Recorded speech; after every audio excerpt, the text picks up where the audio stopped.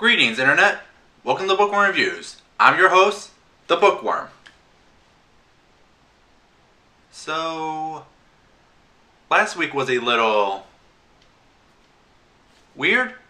I am doing you and everyone else a service, and I should be respected for that. Yeah, weird. Because of that, I'm taking a week off from reviewing any book. But I still wish to give you something, and I thought, top 10 lists. Of course! Internet reviews. You have to have a top 10 list. But what to base it on? And ever since I was a kid, I really love books. Books have been everywhere throughout my life. Books are essentially my crack. And because of all the reading I've done, a lot of them have molded, shaped, and influenced me as the person I am today. So, this is Bookworms' Top 10 Personally Influential Books. Now, a few notes here. One, this isn't going to be a numbered list. Everything's going to be presented in alphabetical order because I just didn't feel like I could rank one book over the other. And this just keeps things fair, even, and it's still a 10 list because I'm only bringing up 10 books. Believe me, I could name probably double that. 2, I'm going to be combining series along with this list. I could not really seem to pick a single book out of a certain series, so a lot of entries will be featuring a series as a whole because I really do enjoy book series, as you will see it throughout this list. 3, this is going to be more vlog style, as you can see just how I'm just presenting things. I'm not really going off a script here. These are just me going off on how much these have affected me as a person. Don't worry, these are going to be short, sweet, simple, but yeah, if it sounds like I'm not really reading off of anything, that's why. And that's it there. So without further delay, let's begin. He's a real nowhere man, sitting in his nowhere land, making all his nowhere plans for nobody. Doesn't have a point of view. No. Animal Farm. This one has always haunted me ever since I've read it. It falls under the category of books that your English teacher always tells you to read. And of course, you have to read it because you need to grade. But when I finished it, it really left me unnerved. And I know the moment when I first began to feel something was wrong. Basic context. The story is about a bunch of animals on a farm rising up, overthrowing their farmer overlords, and form their own perfect system. And by doing that, they first all discuss what should be the basic rules. And one of the first rules they come up with is all animals are equal. Simple enough. Time passes, and then they change it to form probably one of the most infamous lines in the book. All animals are equal, but some animals are more equal than others. I don't know how someone could think that. How someone could say, I'm smarter than you, I'm stronger than you, I have better blood, I don't get sick, I have better hair, my genetics are better, everything about me is better, therefore I deserve more rights than you. I should be first for everything. And anyone will tell you, of course, this is the whole allegory about communism, the Russian Revolution, the rise of the Communist Party, and the corruption it's caused. But when you go just beyond the obvious context, it's the big overall context is the nature of power. And the infamous saying, how power corrupts and absolute power absolutely corrupts. I think. I believe I'm saying that right. Or no, it's absolute power corrupts absolutely. That's how it goes. Ugh. But what really haunts this is that no one can be protected by the illusion of power. How I myself can get drunk off it. How I could become the very monster I try to make sure I don't become.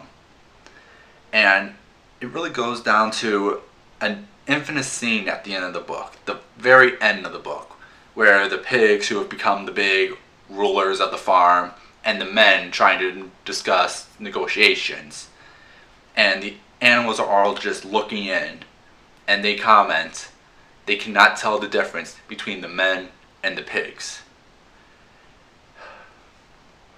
It still haunts me to this very day. It's really good, really dark book, but one I think a lot of people deserve to read just to show you are not protected by the illusion of power. You can just become as corrupt as the people you try to overthrow. You are not as good as you can always say you are. Catcher in the Rye. What the hell is this doing on the list? For those of you who don't know, I am not a fan of Catcher in the Rye. In fact, I will actively say I despise it. I truly, truly, truly hate this book. Not on the notion that it's a bad book. Let me be clear. I hate the book, but not because it is bad. You will never hear me say Catcher in the Rye is a bad book because it's badly written, the plot's a mess. I can't say any of that. That's just being ignorant. No. What I hate most about Catcher in the Rye is the main character and his view of the world. You would hear a lot of people talk about how they can relate to Holden. He is afraid of adulthood. He's afraid of what being an adult means. He's afraid of losing his innocence, and he wants to try to hold on as much as he can to his childhood. And I never got it. I never got the idea of living in the past, holding on to who you are, because it comes off as simply you do not know who you are as a person. You do not see yourself. You do not work to identify with yourself. And I just never really liked this book at all. However, it still influenced me in the fact that it showed me how not to be. Essentially, it just told me, see everything that Holden does? Don't be like that. Be who you are. Know who you are as a person. Be comfortable with what makes you, you. And even when I first read this in high school, I was like, this kid just doesn't get it. I'm sure I'm pissing you all, a lot of you Rye fans off because, oh, you just don't get it. Well, okay, I don't get it.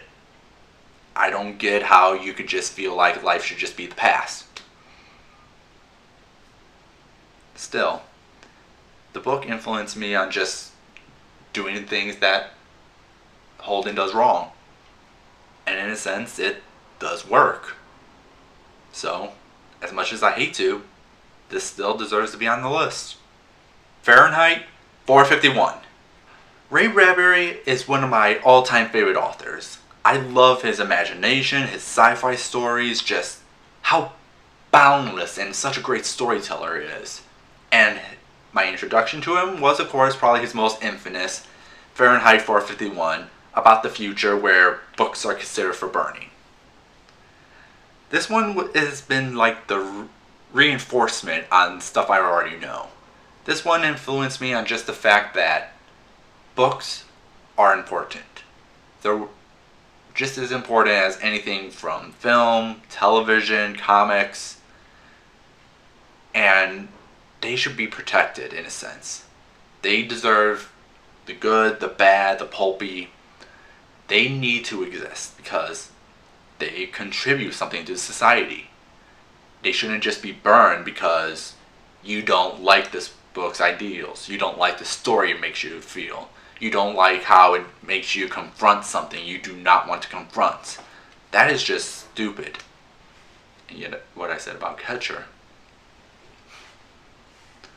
But I already went all off in a previous review about how much I love Fahrenheit 451.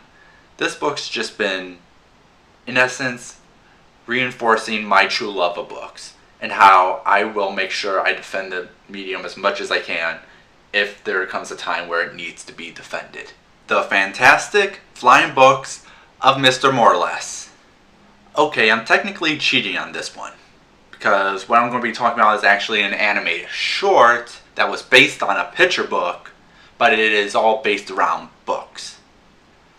Simply put, this is the reason I started becoming the bookworm.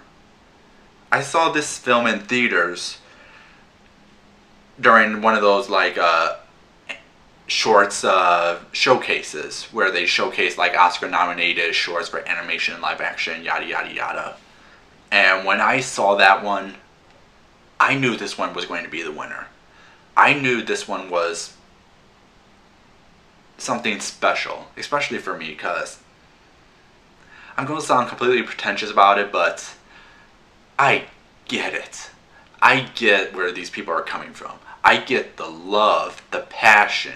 I get the power of storytelling they showcase. And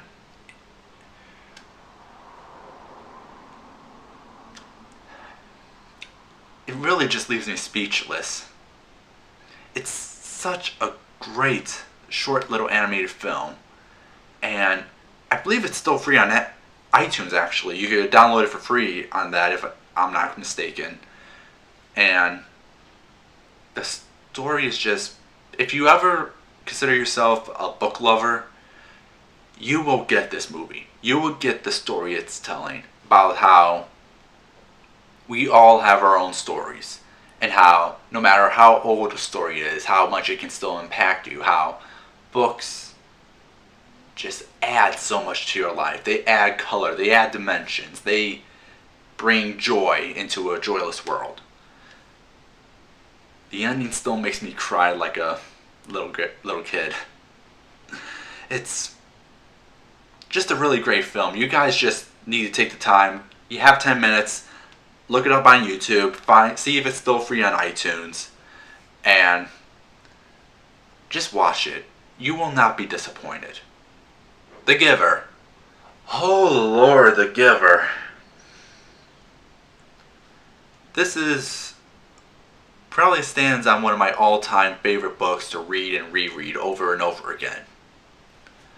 This book, for me, well, if you know what the book is about, the book is essentially the idea of knowledge, the power of knowledge itself, and how sometimes it's not always good, but it still stands as something important. The small context of the story is, it's the future, everyone's in a perfect society, but no one knows about the past. Everything about the past is just given to the giver, just so that they can keep it, so they never completely forget about it. But it's only he who remembers it. Everyone else is blissfully unaware. And it's about the giver training the next one who will become the giver. He will be given all the information of the world. And it is so haunting. While like something like Catcher for teenagers, a lot of people relate, this one I relate a lot more on the sense of growing up, growing into adulthood, taking in the good, the bad, the ugly. This book just represents so much for me on just the notion of how to deal with pain in the world, how to deal with suffering, how to deal with so much of the bad, and yet know the good, trying to balance it, trying to make that so that you're not just completely naive or actively pessimistic. It's oh good. And it has undoubtedly one of the most intense, dark scenes you will ever read. I don't want to spoil it, but simply put, there aren't any twins in this perfect society. And if you read the book, you know what I'm talking about.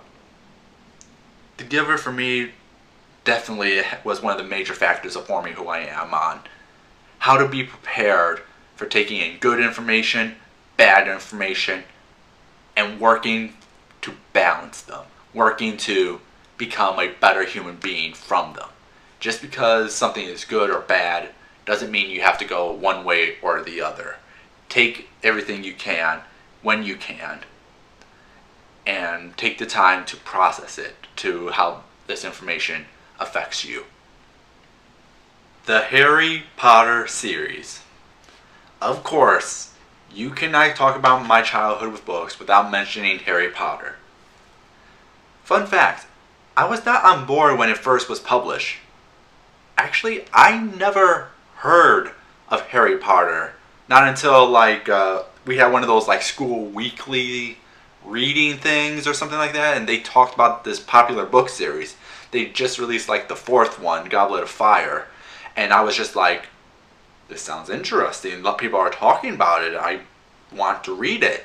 And my mom, at first, was falling a bit into the whole witchcraft, wizardry, is this going to corrupt my kid?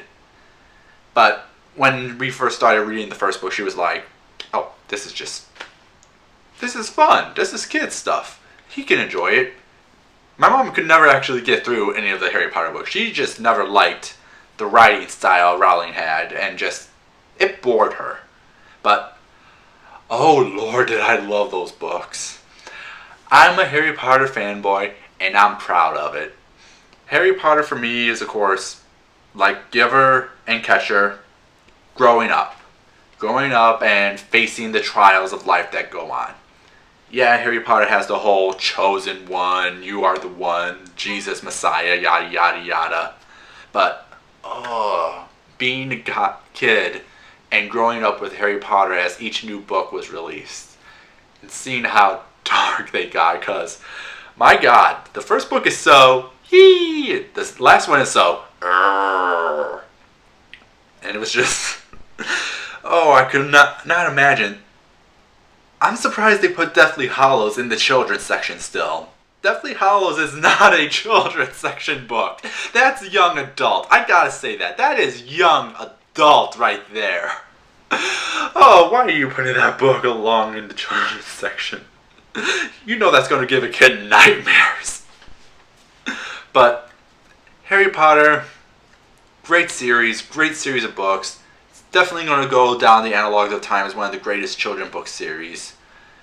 Unlike a certain other popular book series. But what worked for me is, of course, just growing up, facing the evils, standing up, taking your destiny. And it's just fun. It's Harry Potter. What can go wrong with Harry Potter? And then there are the haters. Haters gotta hate, right? Of mice and men.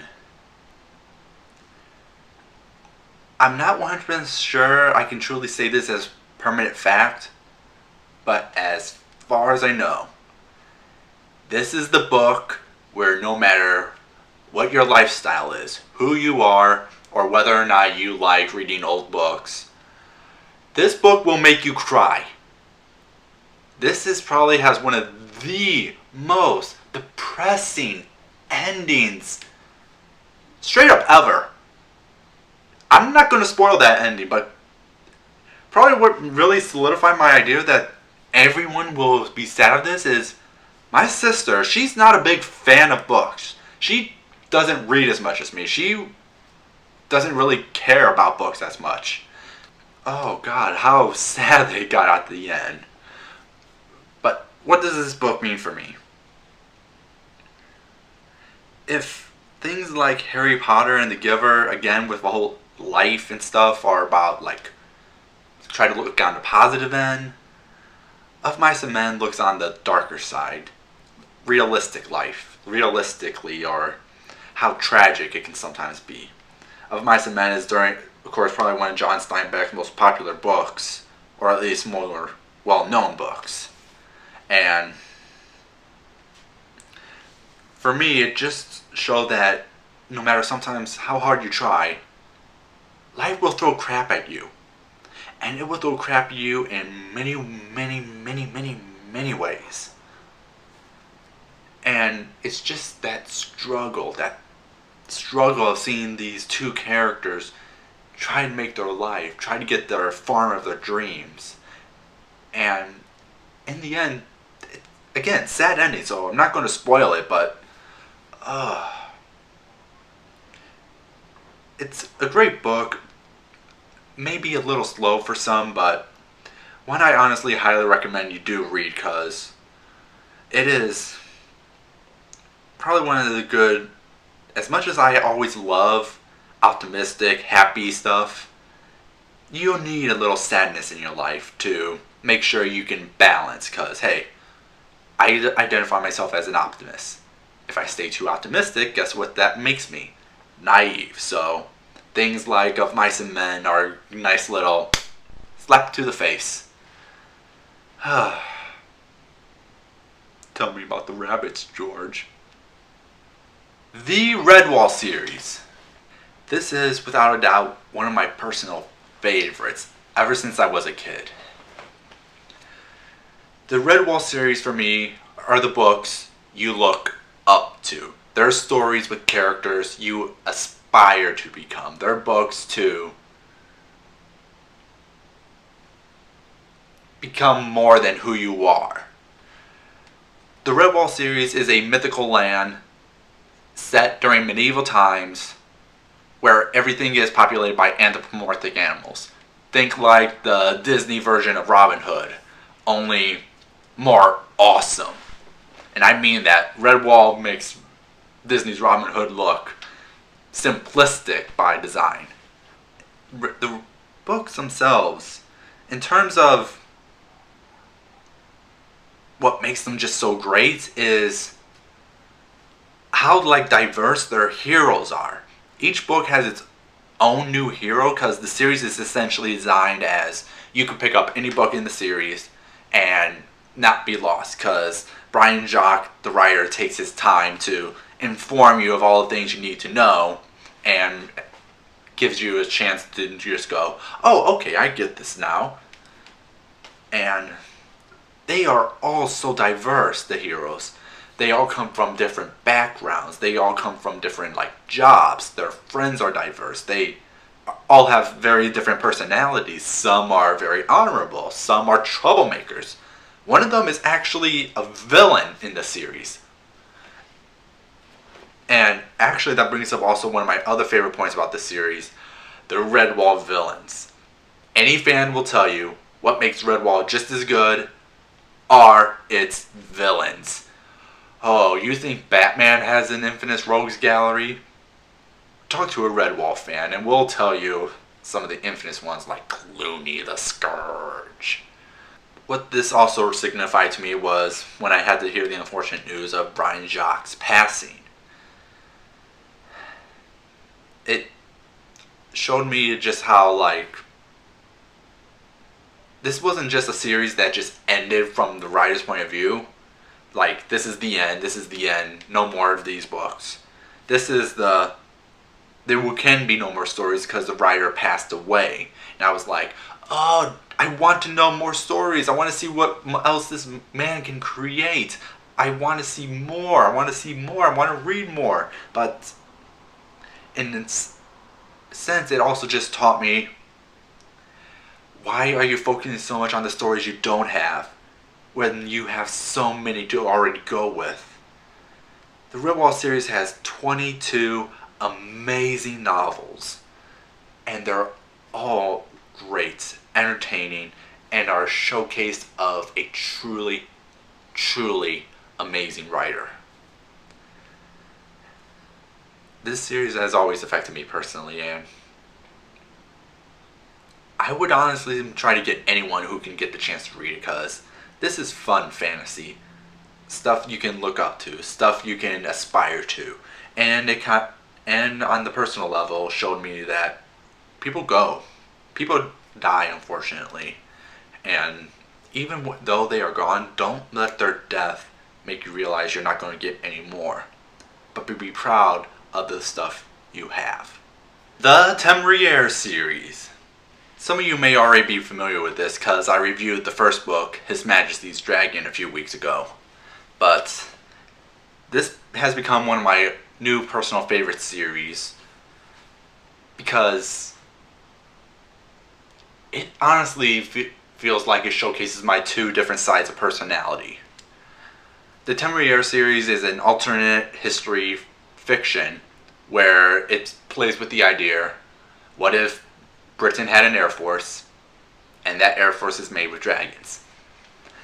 It is, seriously, I still say it's probably one of the most original concepts I have ever got a chance to read because I've never heard of anything like that done before. Taking like, what if dragons were here in real life and were faced like in the Napoleon Wars, like where that series focuses on.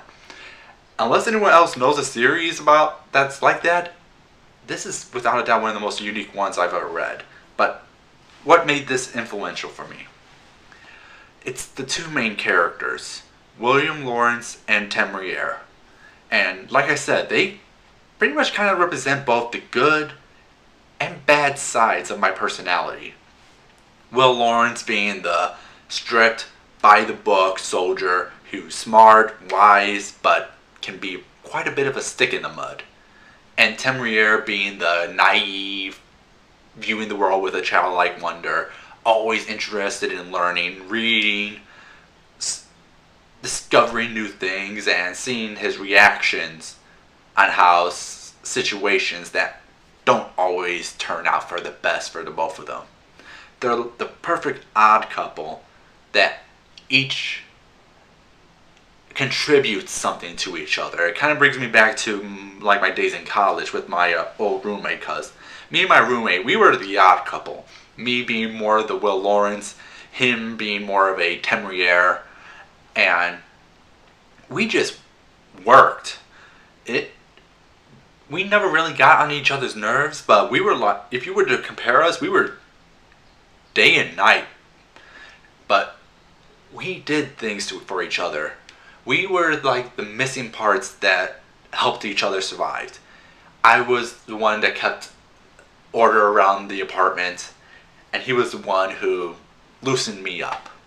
And that's kind of what the Temeriere series is. Temeriere loosens up Will Lawrence to open his mind more, while Will Lawrence tries to keep Temeriere in line and not screw things up.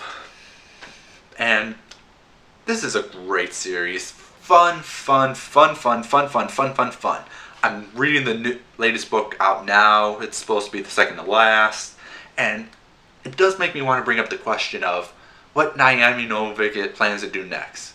Is she going to start a whole new series, whole new books, something separate from this world?